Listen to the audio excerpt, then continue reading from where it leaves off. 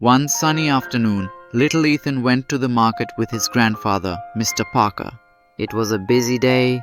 Vendors were shouting, kids were running around, and the air was filled with the smell of fresh bread from a nearby bakery. As they walked through the market, Ethan and his grandpa saw a scene unfolding in front of a small shoe repair shop. A customer was standing there shouting angrily at the shoemaker. "You ruined my shoes," the customer yelled. "I paid you good money and you still made a mistake." The shoemaker, an older man with rough hands and a tired face, stayed calm. He didn't raise his voice. Instead, he quietly apologized and said, "I'm very sorry, sir. I will fix the shoes for you, and next time I'll make sure this doesn't happen again." Ethan watched closely. He expected the shoemaker to get angry too, but he didn't. He just nodded and went back to work as soon as the customer left. "Come on, Ethan," said Grandpa Parker. "Let's get some coffee." A few minutes later, they walked into a nearby cafe. It was cozy with soft music playing in the background. They sat at a corner table and ordered coffee and snacks. While waiting for their order, Ethan noticed something happening at the table next to them. A waiter politely asked a man sitting there to move his chair slightly so he could pass through.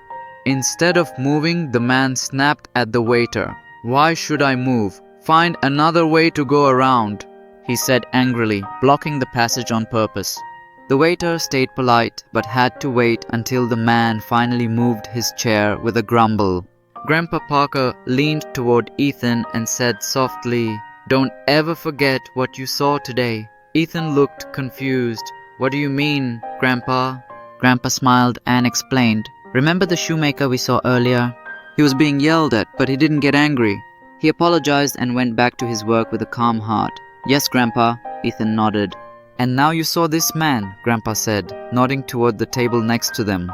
"He wasn't doing anything useful, yet he refused to move a chair just to prove he was important." Ethan tilted his head, listening carefully. Grandpa put a gentle hand on Ethan's shoulder and said, "Here's the lesson. People who do good, honest work don't waste time arguing about how others treat them. They know their work has value and they keep going no matter what. But those who do no useful work often try to show power and importance because that's all they have." Ethan thought about it for a moment, then smiled. "So it's better to be like the shoemaker, to stay calm and keep doing good work?" Grandpa nodded proudly.